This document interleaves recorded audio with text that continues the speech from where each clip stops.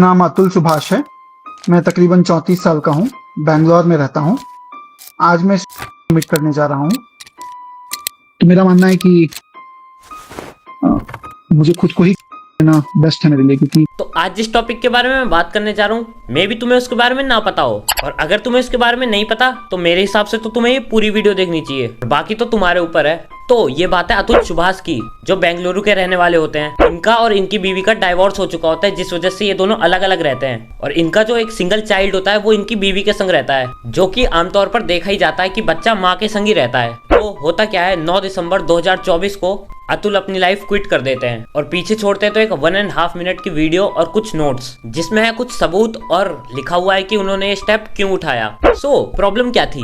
Problem थी उनकी wife Nikita. Atul अपनी वीडियो में बताते कि कैसे उसकी वाइफ निकिता और उसके घर वाले उसे मेंटली टॉर्चर करते हैं, और उनके आपस के झगड़ों को सॉल्व करने के लिए 5 करोड़ की डिमांड करी, और उसमें भी 30 लाख रुपए अलग से डिमांड करे, जिसमें सिर्फ वो अपने बेटे से मिल सकते थे। पर अतुल तो पहले ही निकिता को 2 लाख रुपए पर मंथ दे रहे थे, क्योंकि डाइवोर्स का एक नियम होता है कि हस्बैंड को अपनी वाइफ को कुछ ना कुछ कंपनसेशन देना होगा अगर उसका कोई चाइल्ड होगा तो अतुल डिसाइड करते हैं कि वो निकिता को 30 लाख रुपए देंगे। पर उसके बाद भी निकिता और उसकी फैमिली अतुल को अपने बेटे से नहीं मिलने देते। अतुल की वाइफ चाहती तो इस मामले को शॉर्ट आउट कर सकती थी, ताकि उसके बेटे को आगे फ्यूचर में कोई प्रॉब्लम ना हो, पर उसने ऐसा नहीं किया, और इसमें अतुल की साइड किसी ने नहीं ली। यहाँ तक कि कोर्ट ने भी अपने हाथ खड़े कर दिए, क्योंकि कोर्ट को फैसला सुनाना था फेयर साइड पर उन्होंने क्या करा, कस्टडी माँ को दे दी। यहाँ तक कि कोर्ट में अतुल ने बताया कि उनकी बात को कोई सीरियसली नहीं लेता था, और अतुल अपनी वीडियो में ये भी बताते हैं कि उनके ही सामने जजिस ने कितनी बार निकिता की फैमिली से घूस लिया था। जो मैं पैसे कमा रहा हूँ उसी से मैं अपने दुश्मन को बलवान बना रहा हूँ।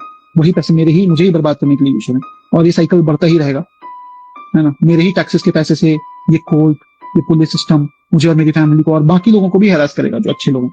एक तरफ एक आदमी अपने बच्चे के लिए जेब खाली करने में लगा पड़ा है, दूसरी तरफ कोर्ट को सिर्फ माँ का इमोशन दिख रहा है। तो अतुल की वाइफ उस पर एलिगेशन लगाती है कि अतुल उस पर डोमेस्टिक वायलेंस करते थे।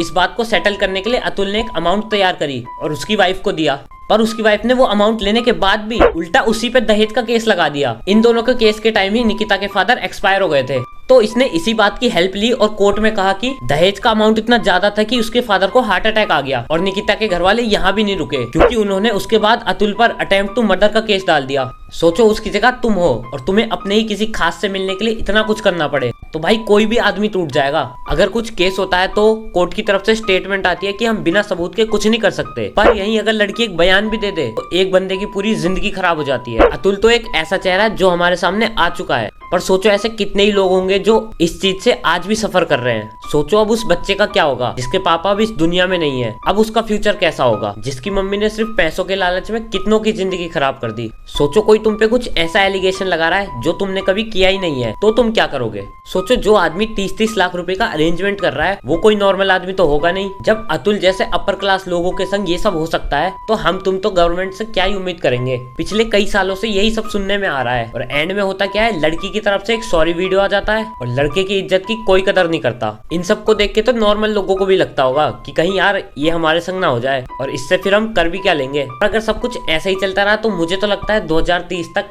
लड़कों का घर से ही निकलना बंद हो जाएगा। अब ज्यादा से ज्यादा क्या होगा, टाइम बीतेगा और ये केस भी टाइम के साथ दब जाएगा और केसों की तरह।